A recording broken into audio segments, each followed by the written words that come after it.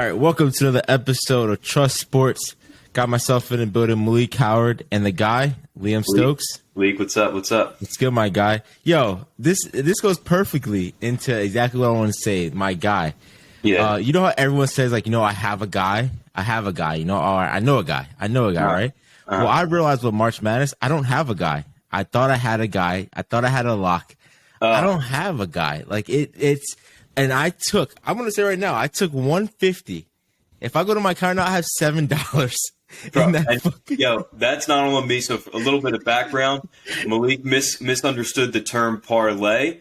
I had a couple parlays. I tried to let Malik in on this secret on how to win some free money, and he just didn't do it. Listen, rookie mistakes, bro. Rookie mistakes. No, I didn't know you had to, like, if you put it on the side, that you had to also go to the bottom of it and put parlay bet. So that was the mistake. And listen, I mean, it won you some money, but not as much as it would have as a regular parlay. But when you called me about that, my heart was broken for you.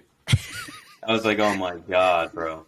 But in an aspect, I went to the point I was like, all right, what I'm gonna do here is I still had $50 left. I was like, whatever. I'm still up 50. I'm at 50, right? I'm gonna let this shit ride and parlay, make one like holy shit decision, but just go with. Build my money back with a lock. There's no way they should win, right? Or lose. Yeah. Right away with that $20 parlay, I lost it with the loss of Memphis by one. Yeah. Immediately. I had Memphis too. I was fucking pissed. I was so on the Memphis train going into March Madness. I had them in the Sweet 16, which they would have eventually now played FDU. Probably would have beat them. But, bro, it was the one it was the timeout that should have been called, but the refs called it a jump ball, just screwing us out. But betting 101, there's no such thing as a lock. I think Purdue learned that pretty quickly. Yeah, it just makes no sense. But I at least want to say this is why I don't bet. Like, this is why I'm telling you I'm jinxed. Like, when it comes to betting, my teams are always jinxed in that fact. And I wish I put money down on the Eagles. Either way, I didn't need to. Yeah, I was going to say. I'm always. Hey, you guys probably would have fucking won. Exactly. It would have jinxed against you, not the Eagles. Yeah, exactly. But hey, shout out to Jersey, bro. Yeah, hell Jersey on the map. We have small schools that come in and made some ripples with FDU and Princeton. What were your thoughts when you seen that go down? It was awesome. My immediate thought was, I think the Princeton game was first, right? So that happened Thursday afternoon. I didn't think there was a chance in hell. I looked it up after, and just looking at like the amount of, again, like these college experts, whatever, we can, there can be experts. Just when it comes to March, bro, there are, like, you're just guessing. A lot of people had Arizona going very deep. So to see Princeton do that, it was pretty fucking cool. You remember St. Peter's last year, another Jersey school. Jersey. Like, came up, shaking the bracket, and then FDU beat a Purdue team that was a top seed. It's the second time we've ever seen it. A 16 beat a 1. So, I mean, listen, Jersey, man, that was really cool to see. And, again, look, at the end of the day, unless you bet on Arizona or bet on Purdue, you have to root for those underdogs anyway. Like, your bracket's going to go to shit, right? So you kind of are watching these games, and as Princeton's, like, up 1, up 2, like, the game's going on, and you're like, holy shit, they might do it. Everyone in the room is rooting for Princeton. So I think that's the cool part about this bracket, this March Madness, is everyone root for those underdogs. I love seeing like I said, like the bracket. I think with the Princeton upset, it was 22 perfect brackets still left. Like, once that happened, it was only 22 left. Mm-hmm. Once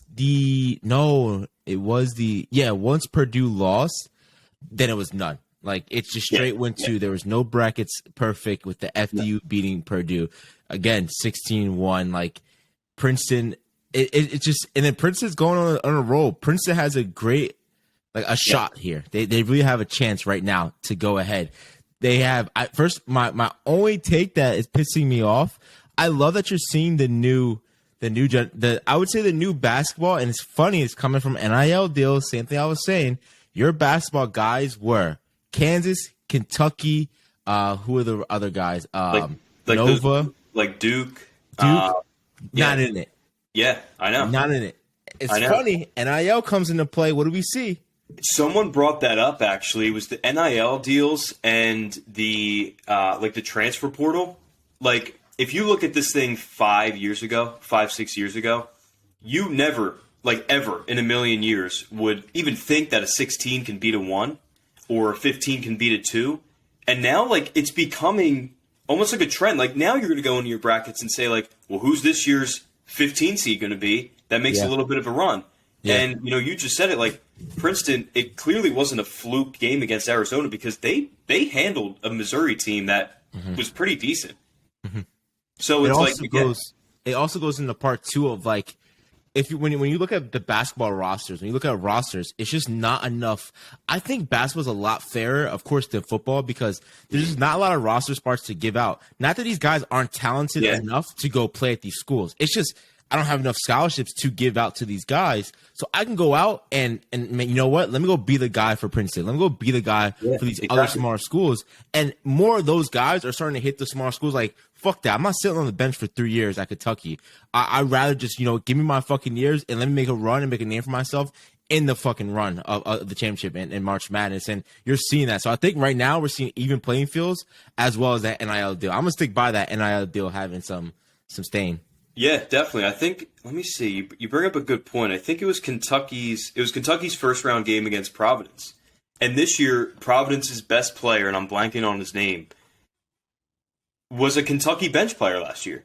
Like, averaged 2 points, like 4 minutes a game. And you know what he said? Like, I'm out. I'm going to another program. And led Providence to an NCAA tournament bid. Yeah. And, I mean, they, I guess, battled a little bit with Kentucky. But, again, it goes exactly what, like, you're showing. Like, there's so many talented dudes that, like, sometimes there's just not enough room. And now we're seeing with the freedom of the NIL and the transfer portal that these guys can go to different schools and just play right away and make that impact. It's awesome. It's fucking awesome for the sport. Damn, we got to get my old hairstylist. Her son plays for Kentucky. Is on the Kentucky team. We got to try to get him on one day, see what he has to share. Yeah. Also from Jersey, one of the Bama players is from Jersey as well. That plays basketball. So, and they asked him, like, what's going on with Jersey? And the coach tried to butt in and just be like, you see what's on his chest? He's Bama. Like it's like, all right, bro, calm fucking down. Either way, we'll talk about that Bama coach later, but yeah. Come on, man. At the end of the day, I kind of knew that Kentucky just didn't have it in them. They're not that old Kentucky, right? Kentucky had who came from Kentucky? John Wall. You had Anthony Davis. Oh no, who's the other one that has a mate? Like, he's like a big guy. DeMarcus Cousins. Yeah. Like those guys, like when it came down to March Madness, they ran March Madness. So it's like, I don't know. I love to see it. So we got that out. Like I got it out as quick as I could because I was like, it's gonna change within an hour. So let's get this shit out. My whole shit is fucked off. Let's go back and look. I know yours is off with Marquette. Yeah, and that was one of those that What was that pick? I was watching the Marquette Michigan State game, and I'm like, why the fuck did I pick Marquette in the Final Four? Like, hindsight's always 20/20. But that game, even when it was close, like it wasn't. And I'm like, what the fuck? Was I just trying to like pick somebody else? That's what I figured. I figured that was your long shot of like this could be that team that goes in a run, and you picked Marquette to be the run team. And I had Indiana too, which I liked a lot. I watched a lot of them this year, and they just let me down. But I have my two big futures. Unfortunately, I placed a couple months ago. They both look really good, but now they're both fucking playing each other, UCLA and Gonzaga. So I don't even know who to root for at this point. Which one did you put? Did you put even amount on it? Yeah, I think it equals to like maybe $5 more with Gonzaga, but I have UCLA in my bracket, so I guess I'll just root for them for that sake. Who's the bigger payout? Gonzaga by like a few dollars. Nothing too crazy. But both like, of mine are out. Purdue's out. Kansas is out. Like it's just a Bama. I mean, at this point, like you just got lucky if your bracket's still on time. Yeah, I love it. What do we have next? So lastly, like I said, I think Princeton has a good shot of making it through the Sweet 16. I forget who do they play next. Princeton has Creighton. Look pretty good. They look good. Surprisingly, if I were to tell you Creighton played Princeton in the Sweet 16, we'd probably be like, what the fuck? But both of those teams have looked very good early on. Where's Creighton at? Creighton, I just fucking looked this up too. I was like, was that in Jersey? No, it's not. It's in like It's not Jersey. Nebraska, I think. Oh, really? Yeah, Nebraska. I love these powerhouses of basketball that like nothing else goes on at that school besides that one sport. Yeah, and Creighton. I think their head coach. Do you remember Doug McDermott? Nah, not He was like a big time star at Creighton. His dad's the coach. He played a little bit in the NBA, but yeah, I mean they look really good. I think Bama looks really good. So with 16 teams left, who do you got winning it all now? Are you going to stick with? I think you had Houston. Yeah. I'm going to stick with Houston. I'm not going to change dick at this point. Once you change, some shit happens. So I'm sticking with Houston at this point. I'm sticking with my Texas love. I had cousins who went to U of H as well, and I know they're probably going hype for it too. So yeah, I'm going for U of H. Got you. Yeah, listen, I'm still going to ride with UCLA. It's going to be tough. That might be the best game, UCLA and Gonzaga. But I don't know, man. First to great, I'm excited for. Yeah, I mean, all the games, really. FAU, little bullshit. People are kind of against them. You see how that game kind of ended with them doing the dunk at the end when they're up 9 against 16 seed. Yeah, that's a little kind of Okay, so thank you for saying this. So I need to say that there's no way these college players don't know the spread. There's no fucking way. Oh yeah. They deliberately fucked up spreads if you're down or up, and it was like +7 or +5, whatever it may have been, 6. Just fucked off all the spreads for everyone. Well, the craziest one was on, I think, Thursday. It was the first round, and it was Alabama and Texas A&M. I don't know who, not Texas A&M, Texas A&M CC, whatever the fuck they are. Alabama was 23.5-point favorites. They were up by 24, right, with 10 seconds left. The Texas team had the ball. Dude was going to dribble it out. Dribble out the clock like we fucking lost, whatever. A guard comes up to him, basically steals the ball from his teammate. Yeah, his coach on the sideline being like, dude, don't do it, and takes a step back 3 and hits it. Spread not covered anymore. So you're 1,000% right, these dudes know.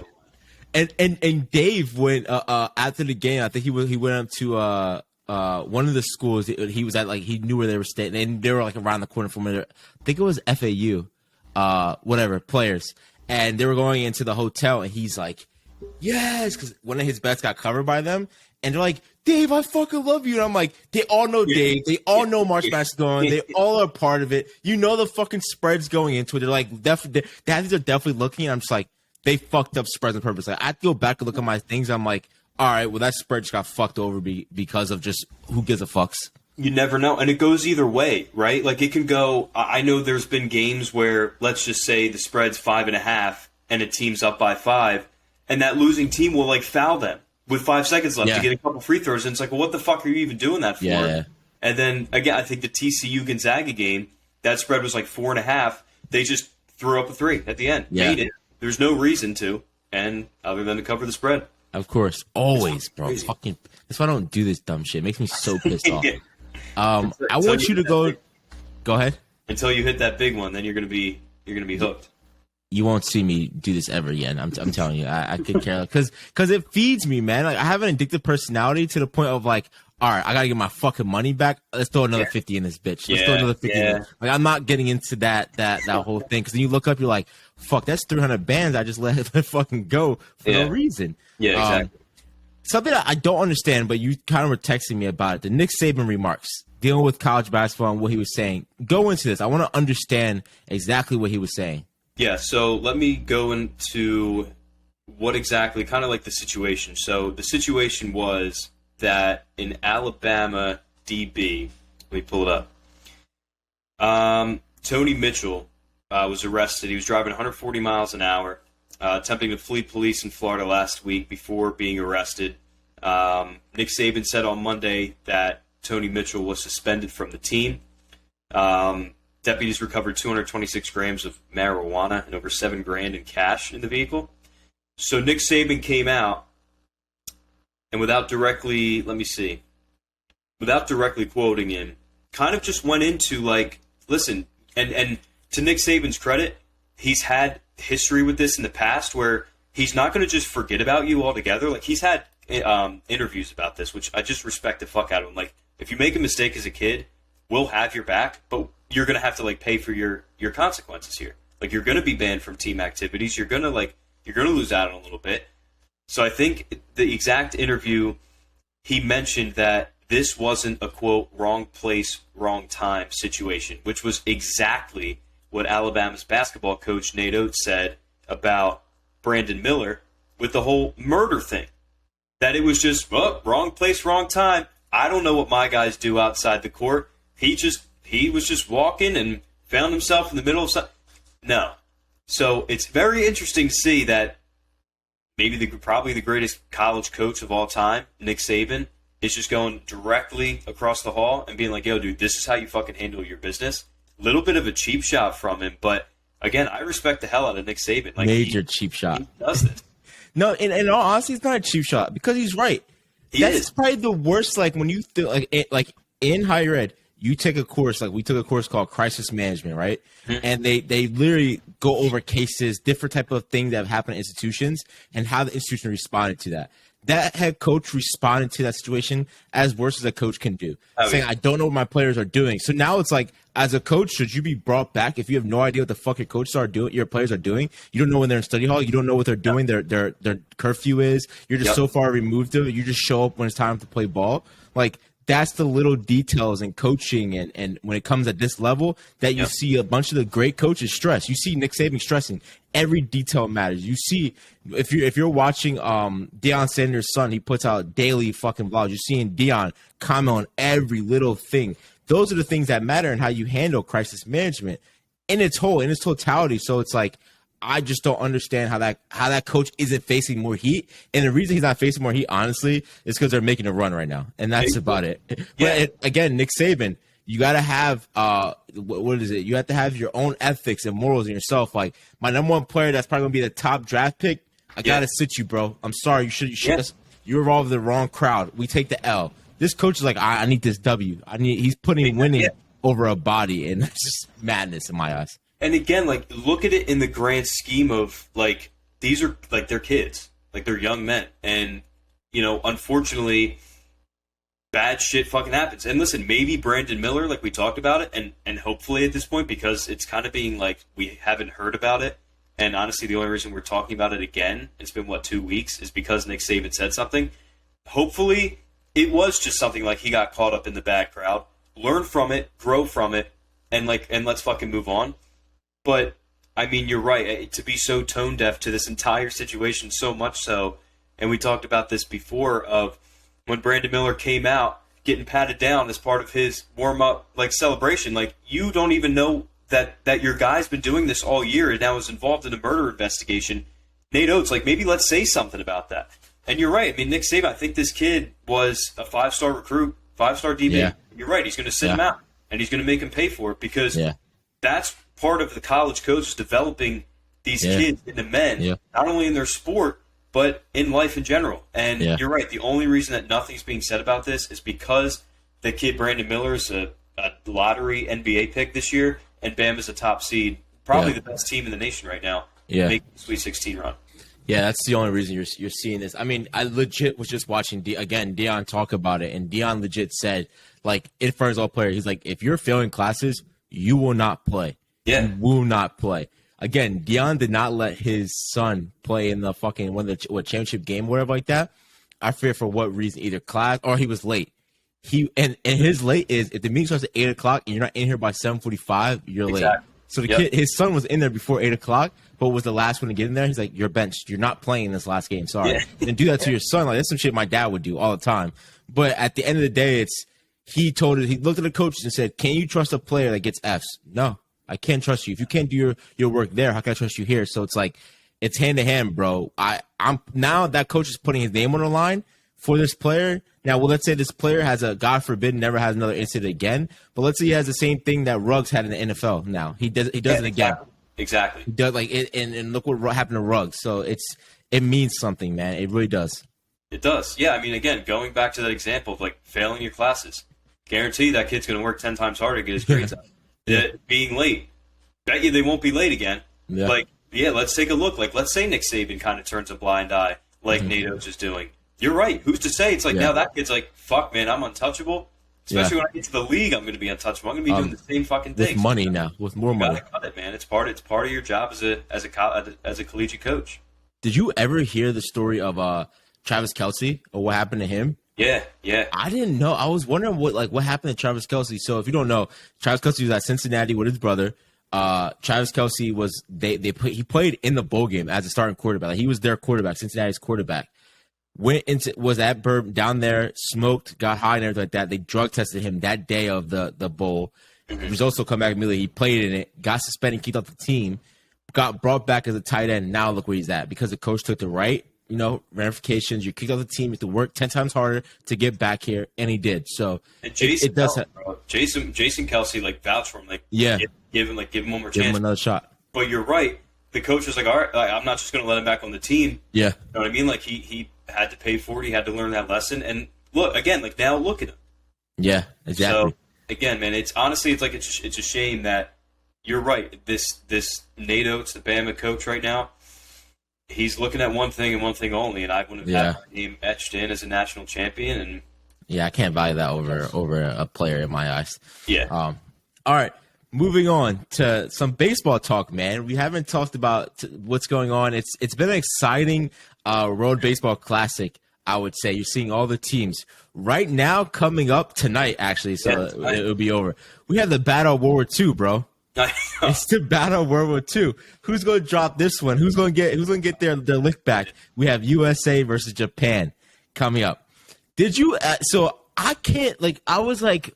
How with history, I was a history major in undergrad. I was just like, why is, America's greatest pastime one of the biggest sports in Japan? Do you know why? I did mad research to figure it out. I have some points, but I just want to see if you know. I feel like I've heard. I feel like I know, but no. Let me hear it. Well, it's not one reason, but it really dates back to the war, right? We had American soldiers over there all around, and we're promoting the sport, talking about this sport during that time. It now has turned into the number one sport in Japan. Over all other sports that are there, that are located there, it's the number one sport. So give me some background. So they have their own league. I'm not even going to pronounce this word, but Nippon. It's Nippon. The best player in the world right now is from Japan. It's from Japan. From Japan, right? So it's from Nippon. First of all, that's their leagues. They have their own farm leagues as well. Yeah. They have 2 farm leagues. It's legit. It then breaks down even further. So all games at all levels matter. So Little League, high school, they even mentioned the high school games are broadcasted to millions, and millions show up to their high school games, to the point that they're making them at a young age destined to become these pro players. And that's what you're seeing when Japan comes over here and they play in a Little League World Series. They have won 7 or 5 Little League World Series because they're fucking bred from the ground up to play in these big time games, and are put on the markets. Something interesting that they have in comparison to our system is they have a very, very, very loyal fan base. And in the stadium, it's kind of how we see that college atmosphere, like you're at the Seminoles, they have the chop, right? Yeah. They have their chants. Every team has their own chants, and the stadium is split. No opposing team can be on the other side. It's it's Yankees and let's say Mets on one side. They don't interact with each other. They're and their chants versus this chant. It's like school versus school. They don't intermingle. You can't sit with one another at these sporting events. Very loyal fans as well as very loyal players. Their players rarely get traded. They stay on the same team their entire career until they get either to here in the U.S. or they retire out. But they stay on the same team. And I was like, fuck, bro, this is truly its own system that I could see. I'm surprised a lot of our players don't go over there and play. The atmosphere is amazing. Yeah. Well, there's occurrences where players, when they're on the tail end of their careers over here, that's where they'll go. It's been awesome that this fucking tournament's been awesome. I know I've been texting you. I know we had Matt Yannick on a few weeks ago. I've been texting him about it. Every single game that's played feels like a Game 7 of the World Series. The energy is fucking awesome. And also, fuck you, MLB. Because guess what? There's not a pitch clock. There's not bigger bases. You don't need to ban the fucking shift. And look at this. Does that look like a dying sport to you? Does that look like a sport that needs changing? I mean, we had Saturday night. Now Philly trade go-ahead grand slam. We had last night, because we're recording this on Tuesday, so Monday night, Japan walk-off against Mexico in a game that was fucking incredible. Again, the atmosphere alone was fucking incredible. Let me ask you, Malik, how long did either one of those two games take? I don't know. I was at the gym and they were quick as fuck. Nobody fucking knows because it doesn't matter. It's not a fucking. So again, that's my little rant. Because I know we talked about this. It's stupid as shit. This tournament is saving baseball. Yeah, it's showing you how popular this game is worldwide. So much so that I would make the argument what we just said. Like, is the United States as a fan base even top 3 or top 4 like nationwide anymore? Because I'm watching this Japan crowd, Mexico last night, Venezuela, the DR, Puerto Rico. Puerto Rico game was crazy. It's baseball's their life. Yeah. So it's been really, really fucking cool to see. It's cool how we're seeing these major league ball players be branded now. Again, on a nationwide scale, we're seeing Ohtani, Acuna, Randy Arozarena, Trey Turner, and everyone on the United States squad. It has been incredible, and it's so cool to see because guess what? Again, we talked about this before. As an average baseball fan, as a guy who, may watch it later down the road, we talk about it with you, right? Like, a pitch clock's not going to keep you in. Yeah. I guarantee, like, flipping through the channels or when you're at the gym watching this, that is going to keep you in. That crowd is going to keep you in. Like, that is what's going to get baseball back. So seeing this, the amount of views that it's had, I think I saw something like the Bryce Harper go-ahead home run to get the Phillies to the World Series had about 2 million views on Twitter right now. The Aaron Judge video when he had that record 62 for the Yankees had maybe 1.5 million.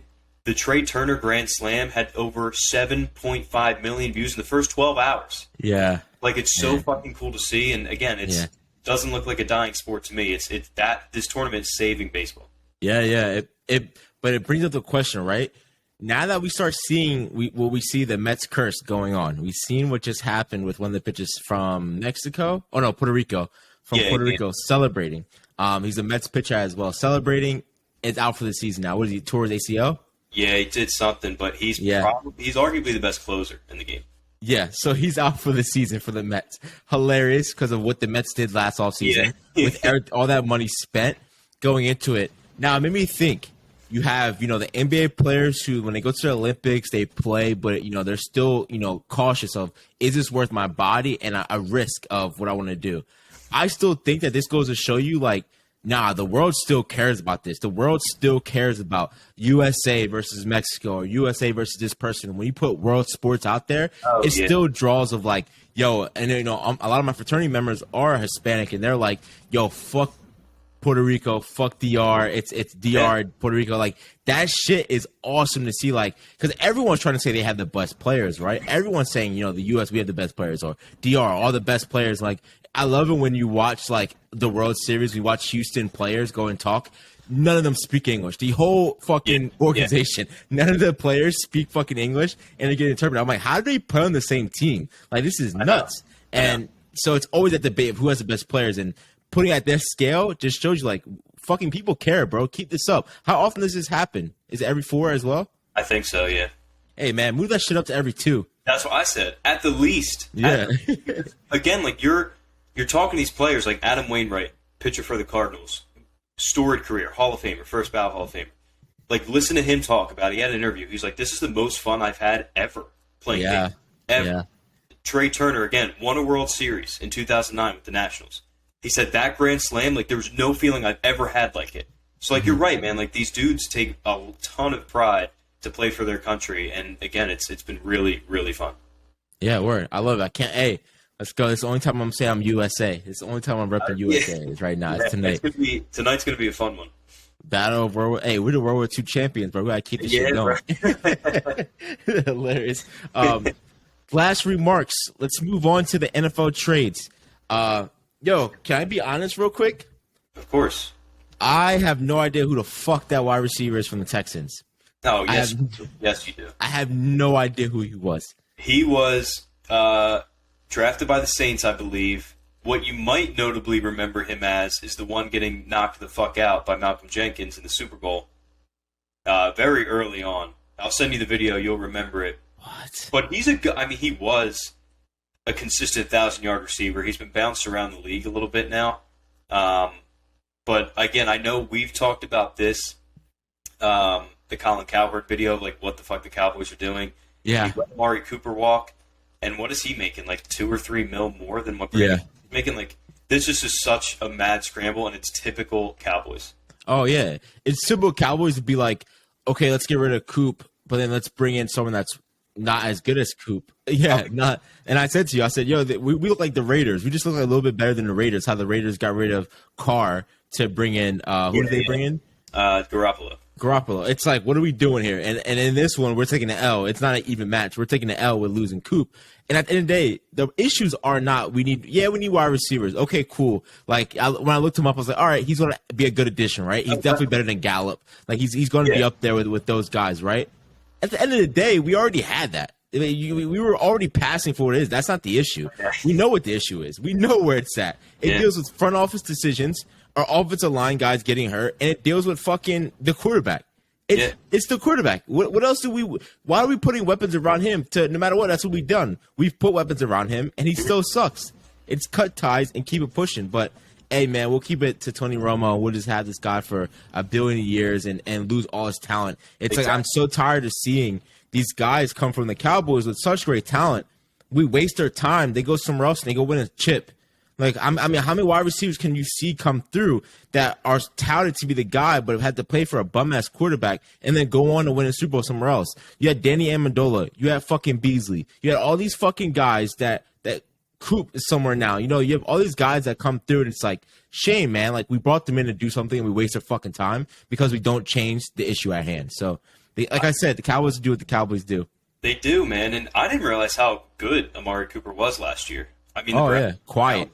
But quietly, like, fucking great. And this is such, again, like, it's such a Cowboys move of, you know what, like, we're fine. Like, we'll just get rid of Amari Cooper. Like, save the money for Zeke. We overpaid for Dak. Like, that's totally fine. And then you have this season when, again, like, you're looking across your division rival with the Eagles and their 2 number 1 receivers. You're looking around the league. It's like, that's kind of what's changing now. Like, the Bengals with their trio and duo, the Dolphins, like, what they have, like, this offensive scheme now is so shifted, and then you see Dak for, again, what he is, and that's mediocre at best, which can be a little bit better if he has the weapons around him. So, again, it was like a mad scramble of, well, holy fuck, we need to get another receiver in. Like, who's available right now? All right, Brandon Cooks, like, let's fucking bring him in. We talked about, thank God, because I thought DeAndre Hopkins was on the table for the Cowboys, and it's almost like they didn't even want to wait. They were like, no, we need to bring him in. We need to bring Brandon Cooks in right now, in March, middle of March. And you tell me you couldn't get D-Hop for how skewed the market is. We'll talk about this next week to save it. But being how the market is so skewed, you couldn't get that for D-Hop. Either A, D-Hop didn't want to come and wasn't accepting no deals, or B, it's like you're just so fucking stupid you don't know how to make a deal. And it's sad to say that, like, I didn't even bring up the biggest fucking thing is we got rid of Zeke. Like, that's the craziest shit to see. And I didn't even talk about that first because it's like, I've seen that come in this whole season with Pollard and everything going on in that position, but it still is like, it definitely is like a fucking, like, damn, like, I can't imagine him. Someone told me that he might come back. We might re-sign him for, like, nothing. And I don't know where he'll end up at, but it's still crazy to see, like, damn, dude, like, this is one of, like, the guys that I kind of, like, when I've been caring about sports more than I ever did was Zeke. You know, coming from Ohio State, seeing what he's done for the team. For but you, it's like you've been watching and rooting for Zeke for longer than the average Dallas fan because of Ohio State. So it's weird. It's an error. It's going to be so strange. And next week I'll talk a little bit about the feelings towards how the running back market is, what needs to change the running back market, and how crazy of a drop off this guy has had. But in Eagles news, and we'll end it here with how crazy. And I want to see your justification. I know the Eagles are going to pull some shit out of you guys losing CJ. Go ahead. Let me hear the bullshit. Honestly, no bullshit. Like, I think we talked about it when it happened. Like, CJ blew the bag. Like, get a new agent, my guy, because good Lord. Now the details are actually coming out, and holy shit. So apparently, again, what's happened, to give a little bit of a background, he was a top priority for the Eagles. They gave him a 3-year contract worth, I think, upwards of 26 total, and he turned it down. He thought he could get a lot more. So the Eagles said, okay, well, we're not going to wait around for you. That's when Bradbury came about. That's when the Slay contract came about. And then a little bit further down the line, the safeties are starting to get paid nowhere close to what he thought he was going to get. as we talk about, the market was just nowhere near there, so someone misdirected him. There, he would have been the second highest paid, maybe the highest paid. I think Jesse Bates got like 17 a year.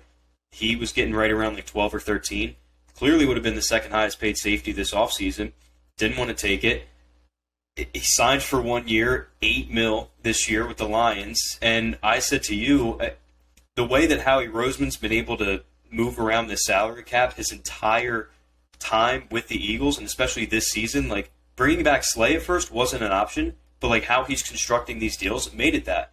So there's no way, like $8 million is an insane amount of money to us, right? But in the grand scheme, no, and for them it's nothing. It's chump change. So nothing. They saw this and were like, you know what, dude? Like we're not like no, you got to go ahead. So you would rather, sorry to interrupt you. You would rather, let's say all tables online. Who would you rather keep, Slay or CJ? So when Slay got released, I think at first I was like, you know what? You got Bradbury, draft your next corner at number 10 because there's like 2 or 3 dudes I really like, and re-sign CJ. That was my thinking. Now, again, you might be thinking like at this point I'm just saying stuff because it's already like not making excuses. I'm fine with Slay being back, and I'm also kind of fine with CJ leaving because right now this safety room is depleted, and I get that. Reed Blankenship played a really good role with them last year, to the point where when CJ missed 6 games, nothing really changed. Like, honestly, with this defense, like the safety room, nothing really changed. And I love CJ for his versatility, but I think one of the main reasons that not only just the Eagles, like nobody gave him a long-term deal, was because what we talked about, like he's a new safety. Like you really don't know what he's going to be. And he had a great year this year, but who's to say this year he kind of doesn't get it figured out in Detroit? Like then what? So but you have to sit here and say, in all aspects, this is what you have to come at hand. You have a defense that was never really playing from behind and could play we could put anyone in a position because no matter what, we're dogging dudes out because of how well our offense is moving. Right. I think you're going to see a struggling defense with CJ missing your defense. Again, this is coming from your own guy. This is coming from Brian Dawkins saying, like, he's the guy. 23 is the man. Yeah. Keep fucking him. And in my eyes, I'd rather keep the youngin' rather than old ass Slay, and and bet on the young guy rather than older Slay. And I've already seen what he could do. I'm seeing his, again from the outside, his decline happening now. I'd rather have the guy that could, no matter what, I could put pieces in, and that safety position is the quarterback of the defense, him and a linebacker. With that being said, like again, your argument with being up the entire way can go both ways, right? Like CJ just played back. He pinned his ears back. They played a couple bad quarterbacks. He picked them off because all they're doing is throwing it downfield.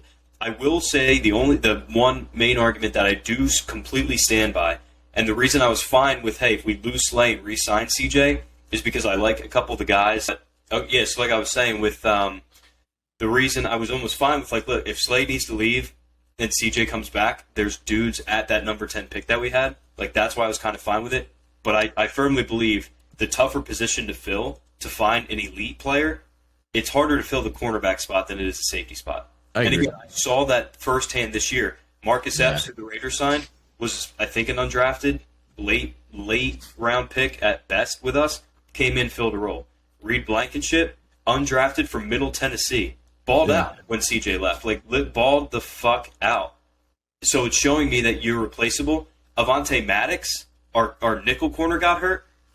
I mean, you saw it. He got hurt against Dallas. Like, they fucking tore him apart. So it's tougher to replace a corner than it is a safety. Oh, I agree. So, I mean, again, at this point, I just have to, like, ride it out. CJ was traded for, I think, 2 weeks before the season started last year as well. So, like, I'm just going to wait to see what Howie has up his sleeve, what safety does come in. I'm holding out hope for Kevin Byard from Tennessee. He's a Philly guy. I think he would be an upgrade over CJ as a true safety. So, until the season starts and we have that hole, I can't be mad at it. Yeah. Okay. We'll see what it ends up to be. Hey, any last words for? Hey, I'm gonna see if I know a guy anymore. I got a little bit. I still have some future bets, but I'm gonna see if I know a guy and see where these March Madness bets end up for me. But hey, continue. Anything you want to say, brother? I'm sorry. No, I think I'm all good. I think we hit it all. Yes, sir. Hey, continue to support the podcast and Those We Trust podcast on YouTube, at We Trust _podcast on Instagram. Follow Liam on the Instagram at Liam Stokes 11. Hey, trust. All right, thanks, Lee.